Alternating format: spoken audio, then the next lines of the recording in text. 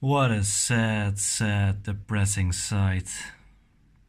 I think we'll just stay home today. Yeah, this is definitely more a stay home at the fireplace kind of day.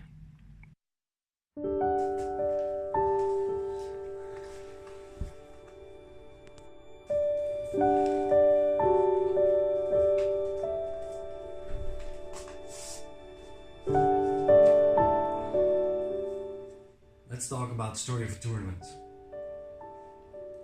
A tournament that took place exactly 1 year ago in Scheveningen.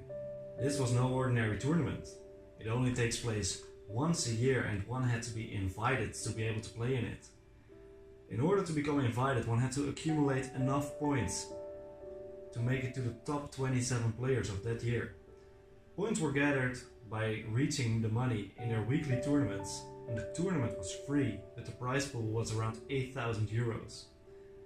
I found myself just sneaking into the bottom of the top 27. However, there was a catch. Players with more points get to start with more stack, and I was positioned next to the chip leader who had over 4 times my stack to start with. This did not discourage me to run like a god though. Flopping sets versus top 2 pair, bottom 2 pair versus top pair, and making my stack bigger and bigger as I go. By the time we got to the final table, I had increased my stack to 5 times what I started with. And with 9 players left, I found myself looking at pocket queens, and I make the standard min raise. One of my opponents goes all in, putting my tournament life on the line. I call with my ladies, and he shows ace king. The board runs out all low cards and I'm celebrating inside and maybe a little bit on the outside too when he says straight. I look at the board and to my disgust, he is right. He made a wheel. As I disappointedly leave the table, the dealer suddenly calls me back.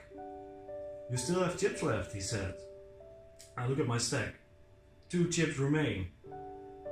With the big blind at 1400 and my stack at 200, I put in my ante of 100 and I think to myself, this is a painful way to go as I put in my last chip by open shoving queen 10 offsuit.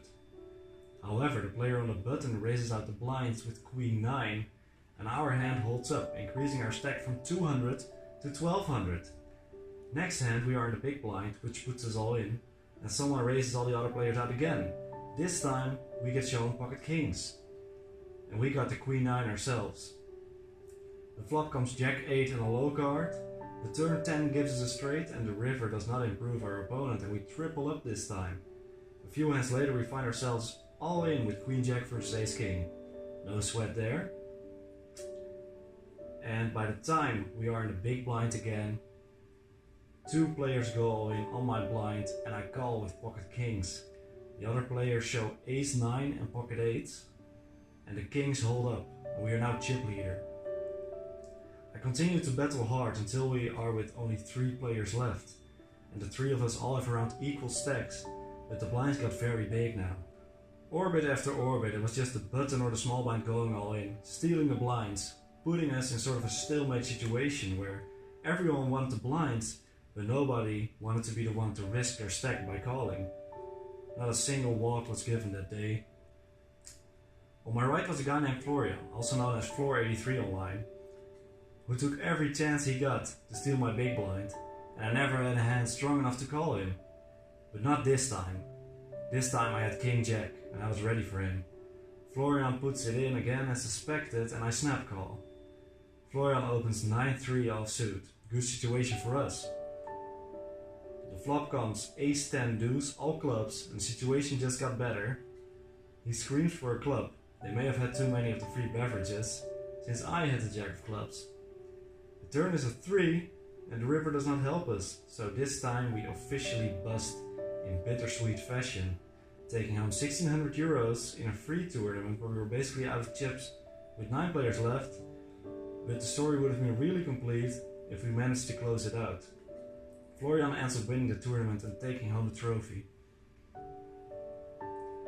Florian continued to haunt me by sending me video messages of him playing online and winning ridiculous hands with 9-3 offsuit throughout the whole year, and he continued playing that hand against me too. I could never seem to beat that hand. Needless to say, I became great friends with the guy. This is a story that goes to show that good things and bad things can happen in a short stretch of time, and it is up to you how you choose to remember it. I could have remembered how I could actually have won the hand with the queens, or how I busted with 9-3, but instead I choose to remember the epic comeback that we made. Coming week we are invited to play in this annual tournament again, where 1 year of playing poker concludes in an epic free roll for thousands of euros. But this year, we know what his range looks like. See you next week.